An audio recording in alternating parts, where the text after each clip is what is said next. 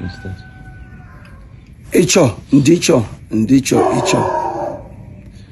One of the things that I want to educate the Zimbabweans about the members of parliament who they elect is that despite them being the ones who pass the budget for every expenditure of the fiscus, there are a group of people who suffer. And I say so because when I was in parliament, I was their leader in terms of fighting for the welfare. Fortunately for me, I did not really live from parliamentary revenue. No, I came in as a businessman and decided to represent people. The remuneration, so that you know, which is a shame to you. You expect people to work hard, you expect people not to be compromised, but that depends on their salaries, their remuneration. First of all, they're paid $300 per month in US dollars, 13,000 zig, and they're given an allowance of $50 per sitting. That's if there is a sitting. A benchmark has been done by Parliament to go to various countries, Kenya, Uganda, and all that, South Africa.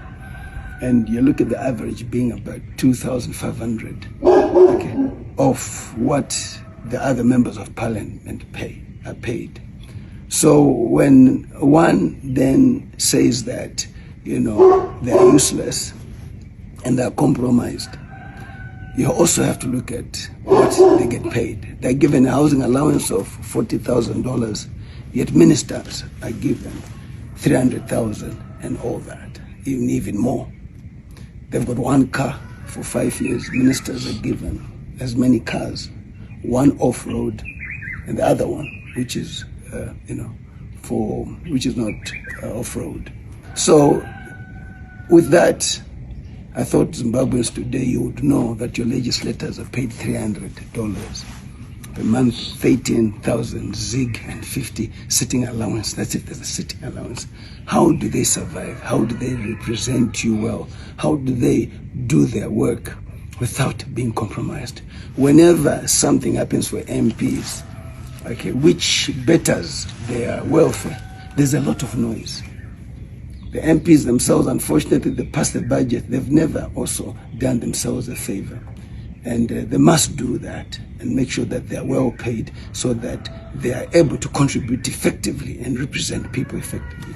So, talking about the donation pledge, which Wicknell Chivhayo pledged, he did not have to go through Parliament. He is allowed to go directly to the MPs and give them the money so that they can do whatever they can do in their constituencies. These people are responsible, and all you want for is accountability. But once a donation has been made to an MP, it is within the law. But donating to Parliament is also a different thing altogether. And unfortunately, Parliament did not respond. It was a pledge.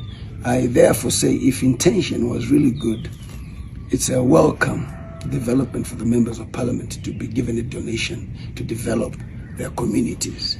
And I think go ahead with that route, because you don't have to ask anybody for any authority. Just the same way he donates to everybody, he can equally donate to members of Parliament. And when programs are being done in constituencies, they go asking for donations. They're given donations and they account for them. I used to get some donations when I was member of Parliament in Noto, and what I would do is account right back to the donor and say, thank you very much, this is how we spent the money. So I think it's unfair for you not to look at the welfare of your members of Parliament. Once again, $300 per month salary plus 13,000